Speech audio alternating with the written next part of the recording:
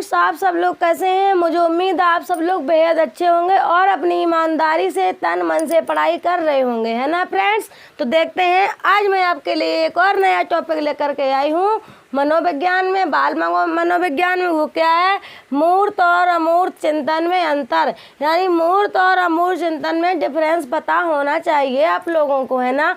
मैंने इससे पहले, यानी कि इससे पिछली जो हमारी वीडियो थी, क्लास थी, वो मेरा था चिंतन क्या है ना, चिंतन की डेफिनेशन। तो आप लोग प्लीज़, अगर आप लोगों को मतलब ये क्लास पसंद आए तो मेरी पिछली वीडियो भी आप लोग देख सकते हैं, अगर आपको डिटेल में पढ़ना है तो फ्रेंड्स, है ना। तो आइए देखते हैं। इस टॉपिक को क्लियर करने से पहले, अगर अभी तक आपने मेरे चैनल को सब्सक्राइब ना किया हो तो प्लीज़ सब्सक्राइब ज़रूर कर दीजिएगा, है ना। आइए देखते हैं मूर्त और अमूर्त चिंतन में अंतर। ठीक है, मूर्त चिंतन और अमूर्त चिंतन। देखिए मूर्त में क्या है और अमूर्त में क्या है, देखते हैं, बड़े ध्यान से समझते भी हैं। फर्स्ट देखिएगा फ्रेंड्स, क्या है कि मूर्त चिंतन में किसी वस्तु की ऊपरी सतह के बारे में विचार किया जाता है। यानी मूर्त चिंतन में किसी वस्तु की ऊपरी सतह के बारे में विचार किया जाता है। मान के चलिए आपके घर में मान लो फ्रिज है, कूलर है, आपको बाहर से दिख रहा हो कि ये फैन चल रहा है, ये कूलर है फ्रेंड्स, ठीक है, ये फैन है, क्योंकि आपको उसके बाहर की सतह से मतलब है। आपको कोई वस्तु दिख रही है, वही हमारा मूर्त चिंतन होता है। अगर आपसे कोई पूछ दे कि ये कूलर के अंदर क्या है, ये पंखा क्यों चलता है, यानी कि उसके जो भी आपको पुर्जे दिख ना रहे हो फ्रेंड्स, तो क्या है, वो हमारा अमूर्त चिंतन कहलाता है। तो इसमें खुद में खुद इसने बोल दिया है कि ऊपरी सतह के बारे में विचार किया जाता है। मूर्त चिंतन वाले लोग ज़्यादा गहराई तक नहीं जाते हैं, मान के चलिए बस ऊपर ऊपर का सोच लेते हैं फ्रेंड्स, ठीक है। आइए इसी का मैं फर्स्ट पॉइंट अमूर्त चिंतन में बताते हैं। क्या है?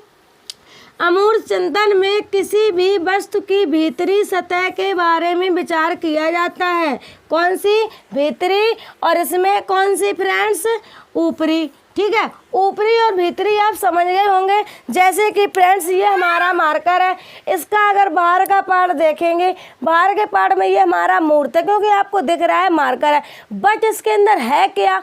ठीक है, जब आप गहराई में सोचोगे कि इसके अंदर स्याही है तभी तो ये मार्कर चलता है फ्रेंड्स, है ना, तो वो हमारा अमूर्त चिंतन हो जाएगा। इसके अंदर वाली स्याही अमूर्त चिंतन है, बाहर का ये खोखला हमारा क्या है? मूर्त चिंतन है ना। तो आइए देखते हैं सेकंड पॉइंट क्या है। आपको समझ में आ रहा होगा, मुझे बिल्कुल कन्फर्म है, ठीक है। अगर आपको कोई दिक्कत हुआ करे, कोई भी प्रॉब्लम हुआ करे फ्रेंड्स, मुझे कमेंट में बताओ, तभी मैं जानूंगी आपको दिक्कत क्या है ना, उसका मैं जवाब आपको ज़रूर रिप्लाई करूंगी फ्रेंड्स। आइए देखते हैं। दूसरा है मूर्त चिंतन किसी वस्तु के आकार एवं प्रकार के बारे में विचार करता है। जो मूर्त चिंतन है किसी वस्तु के आकार एवं प्रकार के बारे में विचार करता है, मतलब ये किस प्रकार का है और इसका आकार कैसा है, बाहरी मतलब बाहरी, ओके। इसका दूसरा देखिएगा मूर्त का, ये आकार प्रकार के निर्माण की प्रक्रिया के बारे में विचार करता है। देखिए वही बात हो गई इसमें, यानी कि उसने सिर्फ आकार और प्रकार के बारे में चिंतन किया, आकार और प्रकार के बारे में, बट उसी का अपोजिट हो गया हमारा अमूर्त चिंतन में। इसने क्या किया है कि निर्माण मतलब आप समझ रहे होंगे। मान लो आपका ताजमहल है, आपने बाहर से देख लिया, घूमने गए, सेल्फी ली और आराम से घूम रहे, मस्ती कर रहे, आपने ज़्यादा सोचा ही नहीं। वो आप क्या है? वो मूर्त चिंतन है भाई, मूर्त चिंतन। अगर आपने ये सोच लिया ये ताजमहल है तो, बट ये किसने बनवाया, इसका मिस्त्री कौन था, इसमें कौन सी संगमरमर प्रयोग की गई, ये कैसे बना, इसमें मतलब इसमें ब्रेन किसका था, जो ये मतलब ऐसे मतलब ये ब्रेन किसका था कि ताजमहल ऐसा होना चाहिए, ये अपने यहाँ क्यों नहीं है औरैया ज़िले में क्यों नहीं है, आगरा में ही क्यों है, बताओ ना। कुछ रीज़न होता है फ्रेंड्स, ठीक है। जीके आपने पढ़ी होगी तो आपको पता भी होगा, है ना। तो मेरा कहने का मतलब ये है मेन मुद्दे का कि निर्माण के यानी कि ये कलम है, मतलब मैं ज़्यादा आपको डिटेल में बताने की कोशिश करती हूँ फ्रेंड्स, इतनी मेहनत करती हूँ, ठीक है। तो देखिए आप लोग, ये जो कलम है अगर ये जहाँ से निर्माण हुई, इसका निर्माण हुआ है जिस कंपनी से, आप गहराई में जाओगे तो क्या है, वो अमूर्त चिंतन है। अगर आप इसके बाहरी तरफ रहोगे तो वो हमारा मूर्त है, ठीक है। तीसरा देखते हैं, मूर्त चिंतन का संबंध भौतिक जगत से होता है। जो हमारा मूर्त चिंतन है फ्रेंड्स, इसका संबंध किससे, भौतिक जगत से होता है। इसमें देखिएगा अमूर्त में क्या है, अमूर्त चिंतन का संबंध मानसिक प्रक्रिया एवं मानसिक जगत से होता है। यानी कि वही बात है, घुमा फिरा के वो बार बार कहीं ये वस्तु, कहीं ये बात, कहीं ये पॉइंट उठा लेता है, बट बात आपकी वही है। खुद देख लीजिए कि भौतिक जगत यानी जो उसको दिख रहा है, जो उसको दिख रहा है भौतिक में, अपने संसार में, वही मूर्त है। और इसमें क्या बोल दिया है कि मानसिक प्रक्रिया एवं मानसिक जगत से होता है। आपकी मानसिक में, आपके मन में, आपके विचार में क्या चल रहा है फ्रेंड्स, कोई नहीं बता सकता है। तो वही तो अमूर्त चिंतन है ना। धोखा मत खाना, बस आप मेरे पॉइंटों को याद रखना, है ना। आगे देखते हैं, मूर्त चिंतन का क्षेत्र, मूर्त चिंतन का क्षेत्र सीमित होता है। ये तो बात सही है, मैंने अभी बताया। आप बैठे हैं यहाँ पर, है ना, ये आपकी चेयर है मान लो, तो ये आपको दिख रही है कि ये चेयर है ना। लेकिन आपको ये नहीं पता है ये चेयर मतलब कहाँ से आई है, किसी घर में गए रिलेशन में, वो आपको ये नहीं बताएगा। पूछोगे तो बता देगा, बट आप क्यों पूछोगे, आपको सिर्फ बैठना है, पानी पी के जाना है ना। तो यही है हमारा क्षेत्र सीमित होता है। इसका क्षेत्र यानी सोचने की क्षमता सीमित होती है, असीमित नहीं। असीमित इसमें है, इसका क्षेत्र असीमित होता है फ्रेंड्स। अमूर्त चिंतन बहुत बड़ा है, बहुत बड़ा है। आप अपने माइंड में खुद नहीं सोच सकते हो। ऐसा नहीं है कि आप करते नहीं हो, अमूर्त चिंतन करते हो।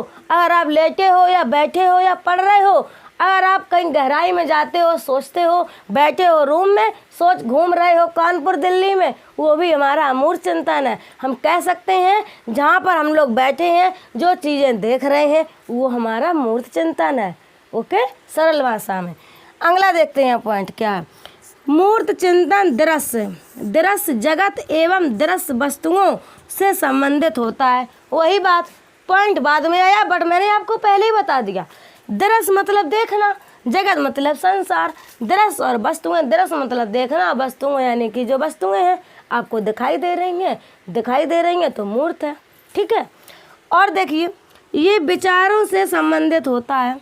वास्तव में ये अमूर्त जो हमारा विचार, आपके विचार पता नहीं क्या बोलने लगे, कहाँ तक पहुँच जाए, कोई लिमिट होती है क्या।